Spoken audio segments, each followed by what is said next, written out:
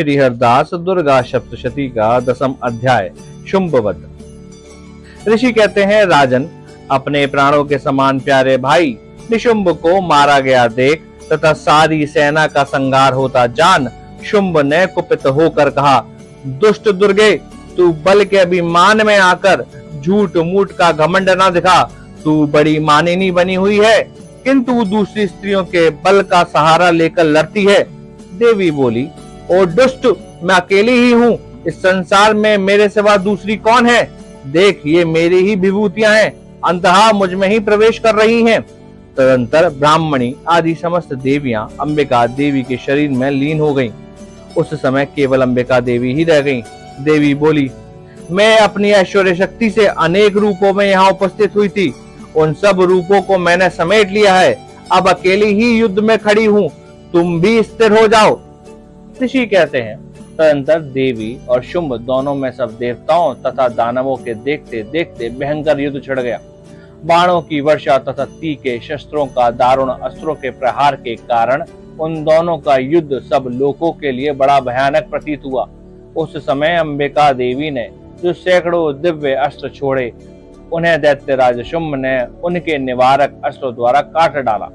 इसी प्रकार शुंभ ने जो भी दिव्य अस्त्र चलाए, उन्हें परमेश्वरी ने भयंकर हुंकार शब्द के उच्चारण आदि द्वारा खिलवाड़ में ही नष्ट कर डाला। तब उस असुर ने सैकड़ों बाण से देवी को आच्छादित कर दिया। यह देख क्रोध में भरी हुई उन देवी ने भी बाण मारकर उसका धनुष काट डाला।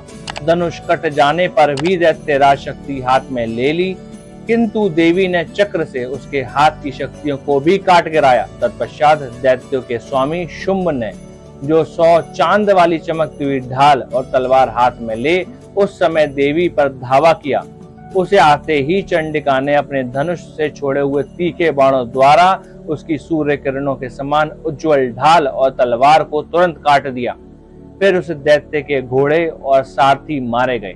धनुष तो पहले ही कट चुका था, अब उसने अंबिका को मारने के लिए उद्यत हो भयंकर मुदगर हाथ में लिया। उसे आते देख देवी ने अपने तीक्ष्ण बाणों से उसके मुदगर भी काट डाला। उस पर भी वह असुर मुक्का तान कर बड़े वेग से देवी की ओर झपटा। उस दैत्यराज ने देवी की छाती में मुक्का मारा। तब उन देवी ने भी उसकी छाती में एक चांटा जड़ दिया। देवी का थप्पड़ खाकर दैत्यराज शुंभ पृथ्वी पर गिर पड़ा, किंतु पुनः सहसा पूर्वत उठकर खड़ा हो गया। फिर वह उछला और देवी को ऊपर ले जाकर आकाश में खड़ा हो गया। तब चंडिका आकाश में भी बिना किसी आधार के ही शुंभ के हाथ युद्ध करने लगी। उस समय दैत्य और चंडिका आकाश में एक दूसरे से लड़ने लगे। उनका वह युद्ध पहले सिद्ध और मुनियों के विस्मय में डालने वाला हुआ। फिर अंबिका ने शुंभ के साथ बहुत देर तक युद्ध करने के पश्चात उसे उठाकर घुमाया और पृथ्वी पर पटक दिया। पटके जाने पर पृथ्वी पर आने के बाद वह दुष्टात्मा दैत्य पुनः चंडिका का वध करने के लिए उनकी ओर बड़े वेग से दौड़ा। तब समस्त दैत्यों के राजा शुंभ को अपनी ओर आता देख देवी ने त्रिशूल से उसकी छाती छेद कर उसे पृथ्वी पर गिरा दिया। देवी के शूल की धार से घायल होने पर उसके प्राण पखेरु उड़ गए और वह समुद्रों, द्वीपों तथा पर्वतों सहित समूची पृथ्वी को कांपता हुआ भूमि पर गिर पड़ा।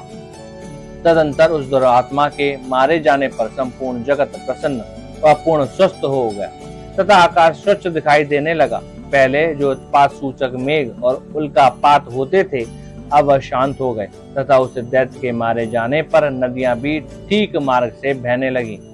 उस समय शुंभ की मृत्यु के बाद संपूर्ण देवताओं का हृदय हर्ष से भर गया और गंधर्वगण मधुर गीत गाने लगे।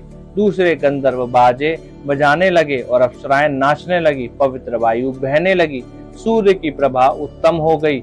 अग्निशाल की बुझी हुई आग अपने आप प्रज्वलित हो उठी तथा संपूर्ण दिशाओं के भयंकर शब्द शांत हो गया। इस प्रकार श्री मार्कंडेय पुराण में श्रवण ग्रंथ की कथा के अंतर्गत देवी महात्म्य में शुंभवध नामक 10वां अध्याय पूर्ण हुआ।